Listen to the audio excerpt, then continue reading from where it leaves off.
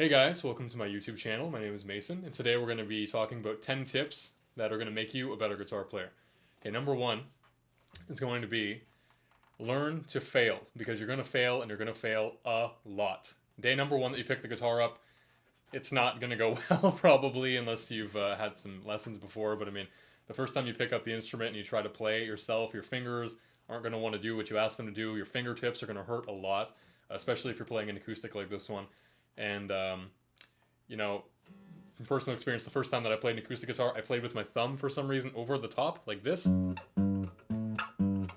which is really dumb. I've seen some people that play with their guitars flat on their flat on their lap like this as well. I'm not really sure what that's about, but yeah, just learn to fail. It's going to happen. It happens to all of us, but we all move past it, and that's what's going to make you better. Number two, put yourself in a position that's going to make you want to play the instrument. The more time that you have this in your hand, the more that you're going to learn, the better that you're going to get, and the better that your experience is going to be overall, right? So don't leave your guitar in its case in the closet where you can't see it, because then you're not going to want to go grab it and pick it up and play it.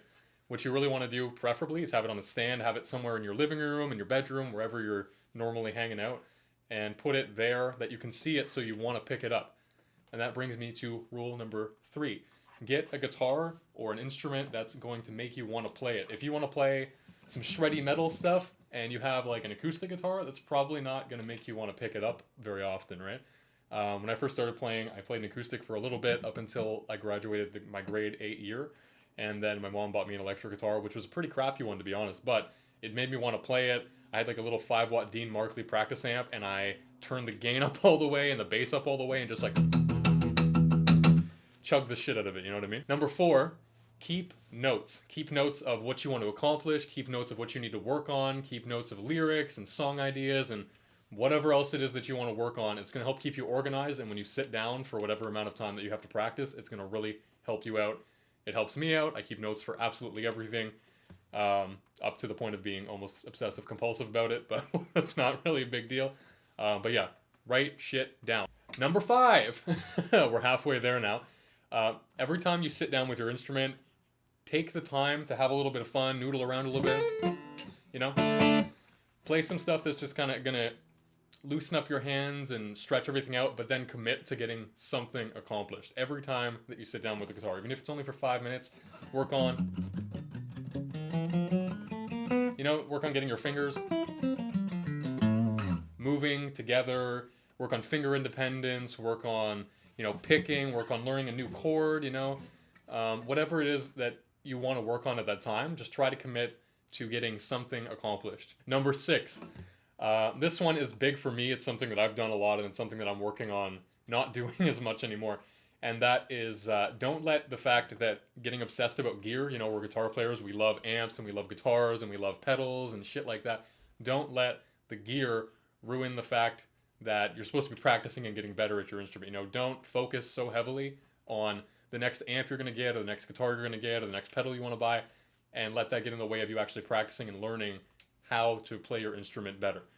Because ultimately, at the end of the day, all of us want to play better, but you're never going to play better if you don't actually practice, right? So don't focus too much on gear, practice. Number seven, this is something I see happening a lot with the prevalence of YouTube and Instagram and all these guys that can just shred their asses off.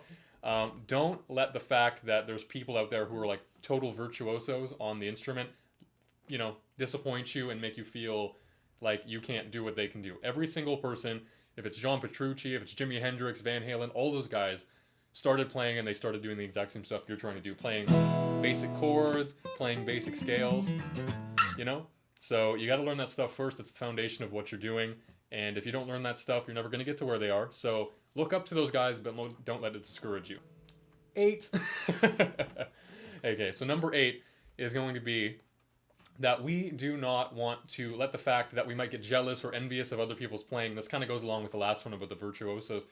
You're going to see people in guitar shops and at open jams and band practice sometimes or whatever. You're going to run into other people that are better than you, and we're all going to, at some point in time, get jealous, get envious of the fact that somebody else can play better than you at the time.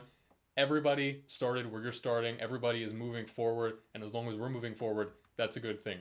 The fact that you feel envious or, bummed out that someone's better than you, that shows that you care about learning to play the guitar, and that's actually a good thing. So use that and, use it as motivation to help you get better.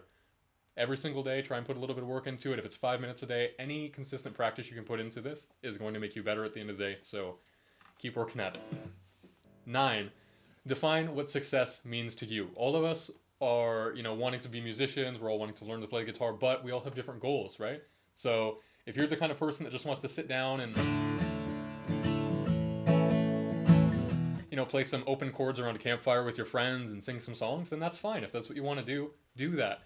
If you want to learn to shred and play, all these different scales and just play super fast, then, you're going to have to work a little harder on that, but you can do that. You just need to focus on what it is that you want to do at the end of the day, and you will be able to accomplish it. Once again, it's all about consistent, hard work, because this is not an easy instrument to master, but nothing in life is easy, and the harder you work at it, the better it's going to be. So don't get discouraged about that. Just keep working on it. Define what your success means to you. If you want to go play shows, if you want to play in a band, if you just want to play in your room by yourself, or, play along the jam tracks, whatever it is, just focus on that and work on that. Number 10, we finally made it. Thank you for sticking with me if you watched the whole video. Number 10 is going to be setting realistic goals to get you to where you want to go. So you're not going to pick up the guitar your first day and be able to play Eruption or rip out super fast solos or just play like these crazy riffs. It takes real work to learn how to play this instrument and how to get to where you want to go. So me, when I started playing, I was like 12 years old. I really wanted to be able to play metal songs, and my fingers really weren't working, and I'm not doing what I wanted them to do. Like I said, I was putting my thumb up here, and I think the first thing I learned how to play was like Iron Man. I was like, that's a horrible way to play, terrible technique. But in the beginning, it showed me that I can play something. Even if it's a little bit of a melody on one string, it showed me that I can move forward and learn how to play some stuff. The stuff that I had trouble with in the beginning was obviously what everybody struggles with, is just building up the calluses on your fingers, so pushing down the strings doesn't hurt. Learning to get your hands in the proper positions, putting your thumb on the right spot of the neck, moving your hand properly. All of that stuff is going to take time. But for me, it was getting to the point where I was comfortable moving around the fretboard, learning your open chords. Power chords are huge because you can take that shape and move it all over and play pretty much every chord, every major and minor chord that you want to play. You can play in the top 2 strings with, that shape. So that's really handy. And that'll cover a wide variety of songs. You can play tons of metal songs with that. You can play Megadeth, Metallica, all kinds of shit. So just, learn the stuff that's going to make you want to keep going. If you take a song, like I would do this a lot when I was younger, like 2007, 2008, when YouTube was getting started. I'd look up a video or a tutorial on how to play a song. Even if you only learn one section of it, Metallica. That's all I'm going to play because I don't want to get demonetized. But if you can learn how to play just little bits of songs, little bits and pieces, all of that is going to work its way into, who you are as a guitar player and what it is that you can do in the future. So go ahead and do that. Commit yourself a little bit of time, a few times a week if possible. Every day would be awesome, but not all of us have that time. So as much time as you can sit down and practice, do that. Set some goals for yourself. If you just want to learn how to play an E chord, it looks easy. It's not as easy as you would think it is in the beginning. You got to get your fingers in the right space. You got to leave all the rest of these notes ringing out so you can actually hear them.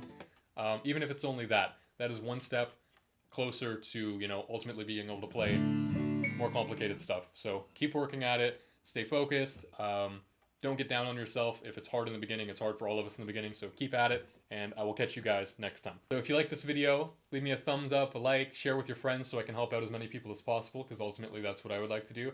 And leave some comments down below. I really want to know what you guys want to see from this channel, and if you need any help with anything, feel free to send me a message, leave a comment. I would love to help out as many people as possible. If there's anything that you're working on, let me know.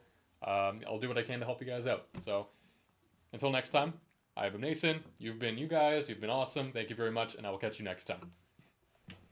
That was the best ending. 7. This is something that I see happening a lot, especially with YouTube and Instagram being so prevalent these days. Seeing people... Is Tigger hanging out? What's up, man? What's up, guys? Okay.